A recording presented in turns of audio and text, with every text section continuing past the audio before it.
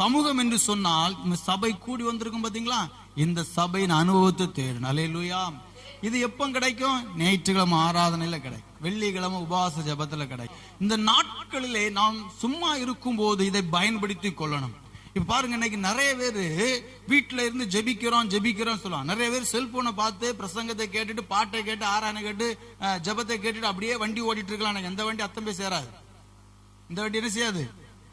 அத்தம் போய் சேரவே சேராது. அது கன்ஃபார்மா சொல்லிடுறேன். ஏன் அப்படின்னா, வேதம் சொல்லும்போது சபை கூடி வருகிறத சிலர் விட்டு விடுகிறது போல நாம் விட்டு விடாதிருப்போமாக.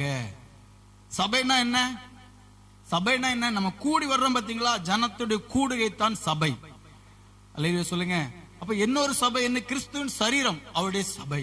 இரண்டாவது, நாம் சபையா இருக்கிறோம். நாம் தேவனுடைய ஆலயம். நீங்களே தேவனுடைய ஆலயம். அந்த சரீரம் என்னதான் இருக்கு? ஆலயமாய் சபையா இருக்கு. அப்ப இதுக்குள்ள யார் இருக்கிறா? ஆண்டவர் வாசம் பண்றார். அல்லேலூயா. அப்ப இப்ப நம்ம சபையை தேடுகிறோம் என்று சொன்னா, இந்த அனுபவத்தை, நம்ம ஒரு ஐக்கியத்தை தேடுகிறோம். ஏன் நம்ம சபையை தேடணும்? எதுக்காக நம்ம ஞாயிற்றுக்கிழமை சபைக்கு வரணும் அப்படின்னு சொன்னா, நாம் புரிந்து கொள்ள வேண்டிய நிறைய காரியம் இருக்கு. இந்த சபையின் அனுபவத்துல முடிந்த அளவுக்கு உங்களுக்கு சொல்லி போகிறேன், நீங்க புரிந்து கொள்ளுங்க. ஒன்று, இந்த சபையின் அனுபவம் ஒன்று நம்மை சீர்படுத்தும். ஒன்று நம்ம என்ன செய்யும்?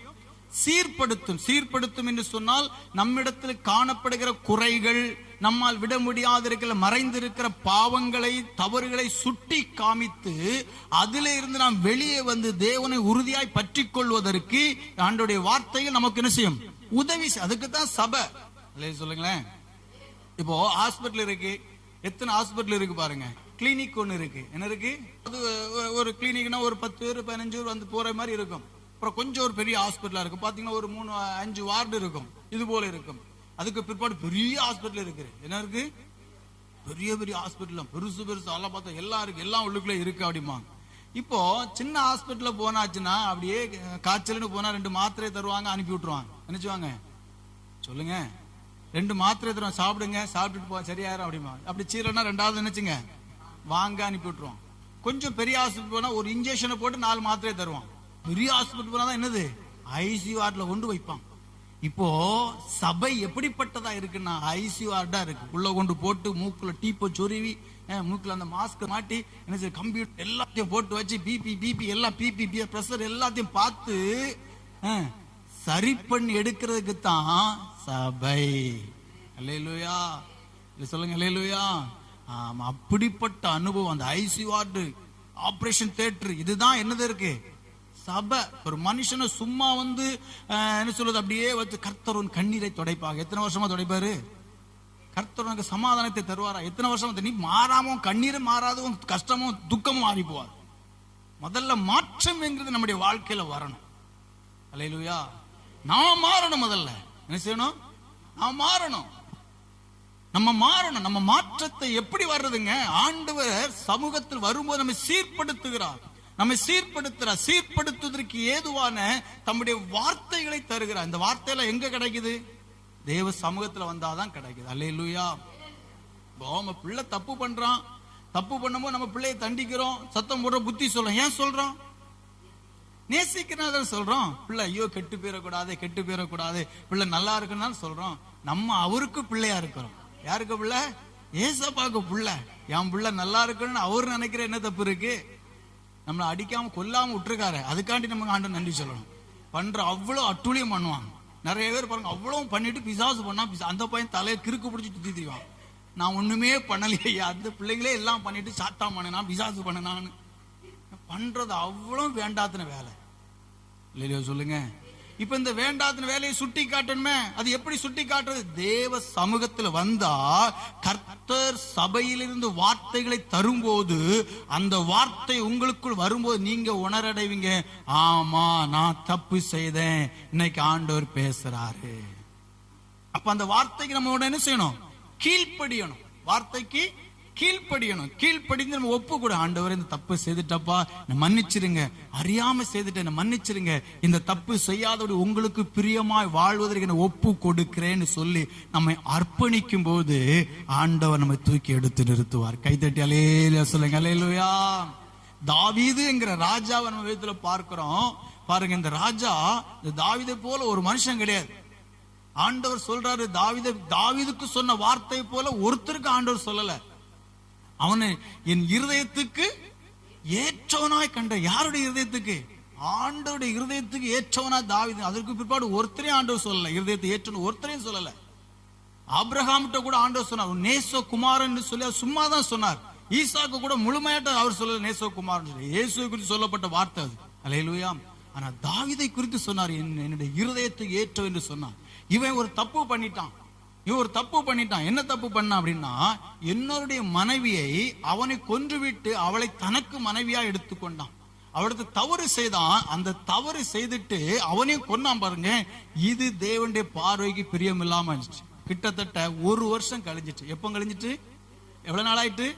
1 வருஷம். இவன் தப்பு செய்துட்டான். தப்பு செய்துட்டு ராஜா அப்படி ஒண்ணும் தெரியாம அப்படியே சிங்காசனத்தை உட்கார்ந்துட்டு இருக்கிறார். 1 வருஷம் கழிஞ்சிட்டு.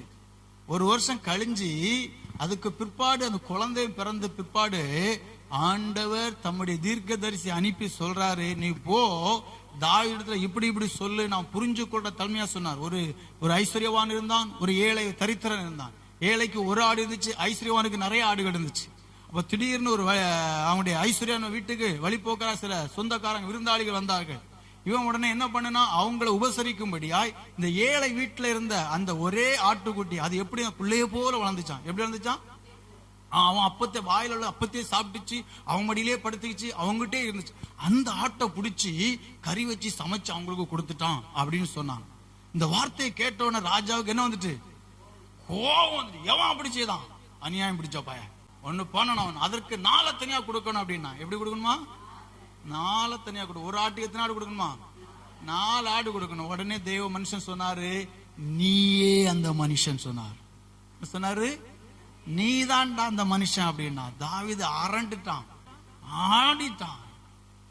என்ன நீ? நான் உனக்கு இவ்வளவு தந்திருக்கிறேன், இதுல உனக்கு நிறைவு இல்ல. உனக்கு வேலைக்காரனா இருந்தவன் அவனுக்குடைய மனைவி நீ இச்சித்து எடுத்தது இல்லாம அவனை கொலை வேற செய்திருக்கிறா. இப்படி நீ செய்ததுனால தேவன் இன்னபடி உன் வாழ்க்கையில செய்வார்னு சொன்னான். 4 தனை அவன் சொன்ன வார்த்தையின்படி ஆகட்டும்னு சொல்லிட்டு போயிட்டான். உடனே தாவீது கீழே விழுந்து, ஆண்டவரே நான் செய்த பாவத்தை மன்னியும். அல்லேலூயா. பாவத்தை மன்னியும். சங்கீதம் 51 சங்கீதம் நீங்க படிச்சு பாத்தீங்கன்னா, அந்த சங்கீதம் 51 சங்கீதம் முழுமையா பாவ அறிக்கையா இருந்துச்சு. என்ன இருந்துச்சு? எதனால இந்த பாவ அறிக்கைட்டான்? சபையில வரும்போது பாவத்தை சுட்டி காட்டணும்.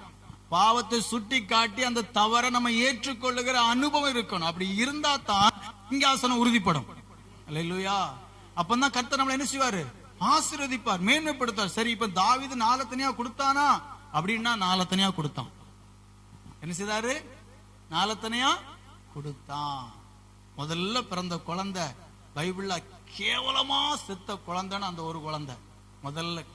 2வது அம்னோன் அப்படிங்கிற ஒருத்தன். 3வது அப்சலோம் என்கிற ஒரு மனுஷன். இந்த அப்சலோம் வருஷந்தோறும் தலையை மொட்டை அடிப்பான். அந்த முடியை கொண்டு ராஜாட்ட காணிக்கையா கொடுப்பான். அவ்வளவு முடி இருக்கும், அவ்வளவு அழகா இருக்கும். அவன்கிட்ட ஒரு பழுது கிடையாதான். அதுக்காக நீங்க வேற மொட்டை போட்டு இருக்க கூடாது. அவன்கிட்ட ஒரு பழுது கிடையாது. அவ்வளவு அழகா இருப்பான். உச்சந்தலை தொடங்கி உள்ளங்கால ஒரு சின்ன காயம் கூட கிடையாது அவன் உடம்புல. அப்படிப்பட்ட ஒரு மனுஷனை 3வது மறைத்து போனான். 4வது அதோனியா என்கிற ஒரு மனுஷன்.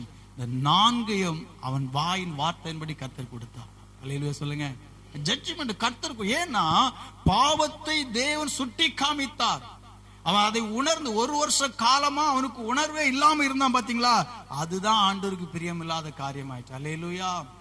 அதற்கு பிற்பாடு சாகர வரைக்கும் தாவீதாட்டே இருந்தான். எப்படி இருந்தான்?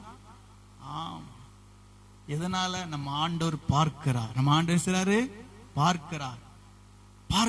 அவர் கேட்கிறார். ஒரு நாள் நமக்கு பதில் அளிப்பார். அதனாலதான் ரொம்ப பயபக்தியா இருக்கணும். ரொம்ப பயமா இருக்கு. நீங்க வீட்டுல டிவில என்னென்ன சீரியல் பாக்குறீங்க, என்னென்ன படம் பாக்குறீங்க, எங்களுக்கு தெரியா செய்யும். பக்கத்து வீட்டுல இருந்து யார குறை சொல்லுங்க, எனக்கு தெரியா செய்யும். அல்லேலூயா. ஏன்னா ஆண்டவர் பார்க்கிறார். என்ன பார்க்கிறாரு? உங்க வார்த்தைகள்லாம் கரெக்டா இருக்கு. கெட்ட வார்த்தை போடக்கூடாது, பொய் சொல்லக்கூடாது. போன வாரத்திலே சொல்லுங்க, கெட்ட வார்த்தை போடக்கூடாது, பொய் சொல்ல, யாரையும் குறை சொல்ல. எல்லாம் ஆண்டவர் பார்த்துக்கிட்டார். ஆண்டவர் பார்த்து சொல்லி பாருங்க, நம்ம ஆண்டவர் நமக்காக யாவை செய்து முடிப்பார். அல்லேலூயா.